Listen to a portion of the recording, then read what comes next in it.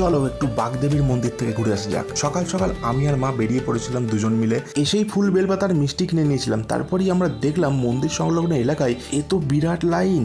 তো কি হয়েছে, লাইনে তো একটু পুজো দেওয়ার সময় দাঁড়াতেই হবে। তো মা তো এদিকে ভিডিও কল করতেই ব্যস্ত, একটু তো ফোন রাখো। লাইনে দাঁড়িয়ে দাঁড়িয়েই আমরা হরিনাম সংকীর্তন শুনছিলাম। আর এই পুচকেটাও লাইনে দাঁড়িয়েছে দেখছি। তো বেশ কিছু সময় ধরে আমরা লাইনে দাঁড়ানোর পর মন্দিরের ভেতরে অবশেষে প্রবেশ করলাম। বাগদেবী মায়ের দর্শন করলাম, পুজো দিলাম, প্রসাদ নিলাম। ঠিক বাইরে বেরিয়েই রয়েছে একটি শিবলিঙ্গ, সেটিও দর্শন করলাম আর প্রণাম করলাম। প্রতি বছরই আমি আর মা এখানে আসি পুজো দিতে, আমাদের খুব ভালো লাগে। তারপরে প্রসাদ আর জল খেলাম আমরা। তারপরে প্রচণ্ড খিদে পেয়ে গেছিল, সকাল থেকে না খেয়ে আছি, তাই নিয়ে নিলাম গরম গরম লুচি আর তরকারি। খিদে পেটে লুচি তরকারি লাগছিল অমৃত, আর আছে গরম গরম জিলিপি। তারপরে আমরা চলে গিয়েছিলাম তেলে ভাজা খাওয়ার জন্য।